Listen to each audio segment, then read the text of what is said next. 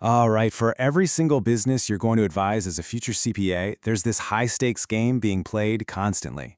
It's all about their most valuable asset. The game is trademarks. And trust me, mastering the rules isn't just about acing your board exams, it's about becoming a total game-changing advisor. So let's learn how to play. So let's kick things off with a question. I want you to think about any big company you know. What is the single most valuable thing they own that you literally can't touch or weigh or lock up in a safe? It's their identity. Yep, their name, their logo, their whole vibe and reputation. And trademarks? Well, they're like the legal force field that protects this super important asset. Figuring out how that shield works is what separates a pretty good CPA from a truly great one. Here's our game plan for today. First, we're going to meet the key players in what I'm calling the brand's identity kit. Then we'll get into the one golden rule you need to know to win. After that, we'll navigate 2 different hazard zones that you have to avoid. And we'll wrap it all up with the ultimate LECPA cheat sheet to make sure it all sticks. Let's do this. Okay, first up, let's get to know the key players on the board. You absolutely need to know these 3 basic concepts. I promise, if you get these definitions down, all the other rules are going to click into place so much easier. So first, we've got the mark. The easiest way to think about this is like a product's unique username. It's @handle. It's that visible sign, the logo, the word itself that makes it stand out from all the others in a super crowded marketplace. Next up is the collective mark. Now, this one's for a group. Imagine a whole bunch of different farms, right? And they all meet a certain standard. That special seal they all get to use, something like certified organic. That's the collective mark. It's signaling a shared quality or where it comes from, not just a single company. And finally, the trade name. So, if a mark is the product's @username, then the trade name is the company's legal name on its profile. It's the official name of the business itself, like XYZ Corporation. So the mark identifies the what, and the trade name identifies the who. That distinction is super important. Okay, listen up. If you remember only one thing from this entire explainer for your board exam, make it this next part. This is the golden rule. It's the absolute, unshakable core principle of Philippine trademark law. And here it is. Just using a logo out in the wild gives you exactly 0 legal ownership. Zilch, nada. You could use it for 20 years, but if you haven't officially registered it, you don't own it. The only way, and I mean the only way, to get the legal rights to a mark is through official registration. And look, this isn't just a suggestion. It's right there in black and white, straight from Section 122 of the Intellectual Property Code. You have got to burn this into your brain. Rights in a mark are acquired through registration. Full stop. That one sentence is the foundation for everything else we're going to talk about. So, we know how to win the game. Now let's talk about the instant loss traps scattered all over the game board. These are called the absolute grounds. Basically, stuff the law says is completely unregisterable from the get-go. No ifs, ands, or buts.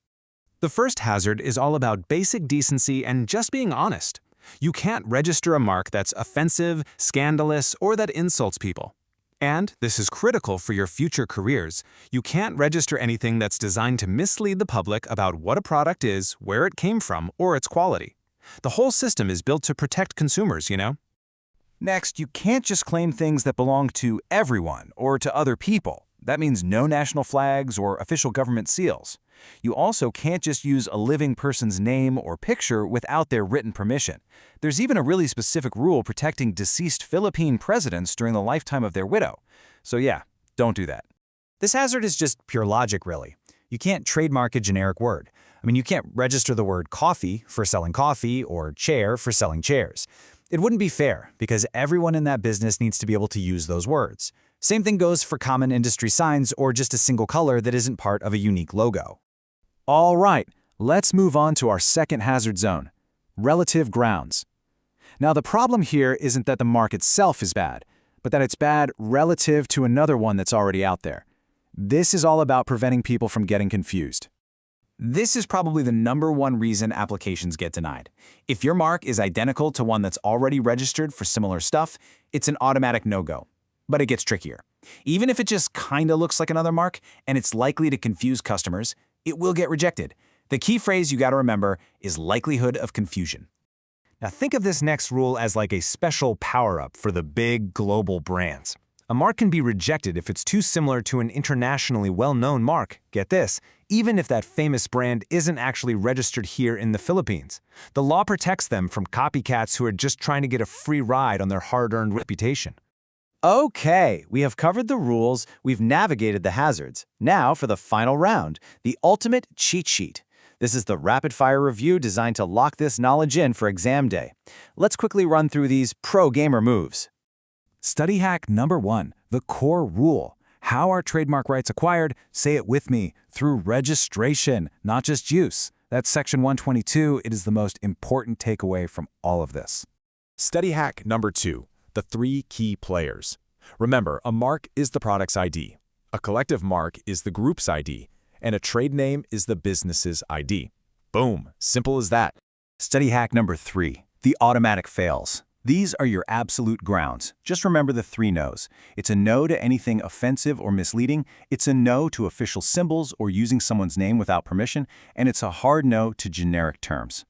And finally, hack number 4, check first. This is all about the relative grounds.